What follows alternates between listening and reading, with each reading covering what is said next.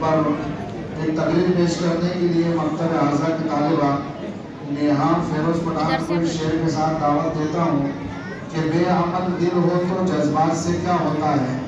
حافظ صاحب یہ بچے باتیں کر رہے ہیں، ان کو دیکھو جا کہ بے عمل دل ہو تو جذبات سے کیا ہوتا ہے. بے عمل دل ہو تو جذبات سے کیا ہوتا ہے. زمین بنجر ہو تو برسات سے کیا ہوتا ہے. زمین بنجر ہو تو برسات سے کیا ہوتا ہے. اور عمل ضروری ہے تکمیل تمنا کے لیے، اور عمل ضروری ہے تکمیل تمنا کے لیے، ورنہ رنگین خیالات سے کیا ہوتا ہے. سائنس اور اسلام. الحمدللہ رب العالمین، الصلاۃ والسلام علی سید الانبیاء المرسلین محمد وآلہ واصحابہ اجمعین ومن تبعهم بإحسان الی یوم الدین. اما بعد، اعوذ باللہ من الشیطان الرجیم. بسم اللہ الرحمن الرحیم. سبحان الذی خلق الازواج کلها مما تنبت الارض ومن انفسهم ومما لا یعلمون.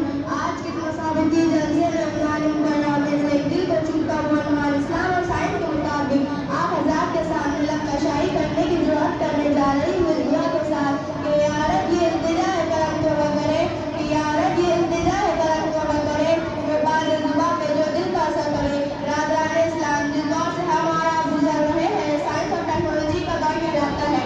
آج قدم قدم پر سائنس تجارت مادیت کے نئے نئے اکتشافات کا چرچا ہے. انسانیت کے دامن میں علم و دانش کی بھرپور تجلیہ ہے. بلندیاں اس کے سامنے سمٹ چکی ہے. حقیقتوں کے جانے کا جذبہ آج عروج پر ہے اور یہی چیز سائنسی تحقیقات کا محور بنی ہوئی ہے. خداوند قدوس نے عقل انسان کی گروہ کو کھول دیا، جس کا نتیجہ یہ ہے کہ آج انسان ہواؤں کے دشمن ہو رہا ہے، فضاؤں پر اسٹیشن بنا رہا ہے، چاند پر کمرے ڈال رہا ہے، سورج کی شعاعوں کو گرفتار کر رہا ہے، زمین کے پوشیدہ خزانے کو نکال رہا ہے. غرض یہ کہ سائنس اور ٹیکنالوجی نے اتنی ترقی کی جس کا تصور نہیں کیا جا سکتا. لیکن سوال یہ ہے کہ کیا سائنسی ایجادات اسلام کے لیے چیلنج ہے؟ کیا یہ مذہب اسلام، اس کی صدقات و روحانیت پر کوئی حرف پڑتا ہے؟ کیا اس سے اسلامی عقائد پر کوئی حرف آتا ہے؟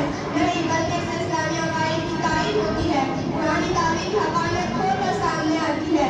قرآن نے 1400 سال پہلے اعلان کیا تھا وَالسَّخَّرَ لَكُمُ اللَّيْلَ وَالنَّهَارَ، یہ چاند اور سورج تمہارے تابع ہے، تمہارے حکموں کے فرما بردار ہے. یہ دنیا کی ساری چیزیں تمہارے تابع ہے.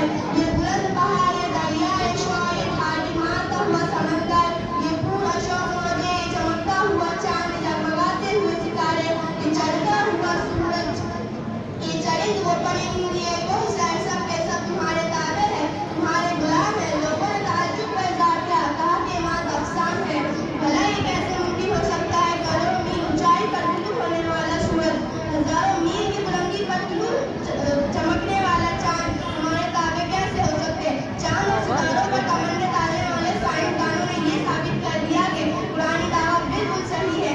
اسی طرح جب محمد عربی صلی اللہ علیہ وسلم کو قرآن نے معراج کرا کر ہم کلام شرف عطا کیا تو حضور صلی اللہ علیہ وسلم نے کفار و مشرکین سے کہا میں نے آج رات بیت المقدس کا سفر کیا، راتوں رات آسمان پر گیا، خدا سے قلم کیا تو مشرکین مکہ انکار کر بیٹھے کہ اتنی قلیل مدت میں جنت اور دوزخ کی سیر کیسے ممکن ہو سکتی ہے، بیت المقدس کا سفر کیسے ممکن ہو سکتا ہے. چاند اور ستاروں پر کمریں ڈالنے والے سائنسدانوں نے یہ ثابت کر دیا کہ قرآنی دعویٰ بالکل صحیح ہے، بالکل صحیح ہے. جب ہوائی جہاز ایجاد ہوا تو لوگوں کی آنکھیں کھل گئی، زبانیں گنگ ہو گئی، ماننے پر مجبور ہو گئے کہ انسانی دماغ کا بنایا ہوا یہ ایروپلین چند منٹوں میں لمحوں کا سفر کر سکتا ہے تو خدا کا بنایا ہوا پلاٹ جنت اور دوزخ میں سیر کیوں نہیں کر سکتا؟ آج سائنس کہتی ہے کہ جب انسان کو چھینک آتی ہے تو انسان کی دل کی حرکت کچھ لمحے کے لیے بند ہو جاتی ہے، روح کا رشتہ اس سے ٹوٹ جاتا ہے. جبکہ میرے محبوب محمد عربی صلی اللہ علیہ وسلم نے 1400 سال پہلے بیان کیا تھا جب تم کو چھینک آئی تو الحمدللہ کہہ لیا کرو، کیونکہ اس کا فلسفہ یہ ہے کہ چھینک کے بعد خدا نئی زندگی بخشتا ہے. جس کے شکر میں الحمدللہ کہنے کی ترغیب دی. یہ مذہب اسلام جس کی چند عقائد کی تائید سائنس بھی کرنے پر مجبور ہو رہی ہے. اس شعر کے ساتھ اپنی تقریر کو ختم کرنے جا رہی ہوں. ٹوٹنے والا ستاروں کی گزرگاہوں کا اپنے افکار کی دنیا میں سفر کر نہ سکا، اپنے حکومت کے غم و پیچ میں الجھا ایسے آج تک فیصلہ نفع اور ضرر کر نہ سکا، جسے سورج کی شعاعوں کو گرفتار کیا زندگی کی شب تاریخ سیر کر نہ سکا. وآخر دعوانا الحمدللہ رب العالمین. माशाअल्लाह ये थी मकतब आज़ा की तालिबा जो साइंस और इस्लाम के उन्वान पर तकरीर पेश कर रही थी। अब मैं बिला किसी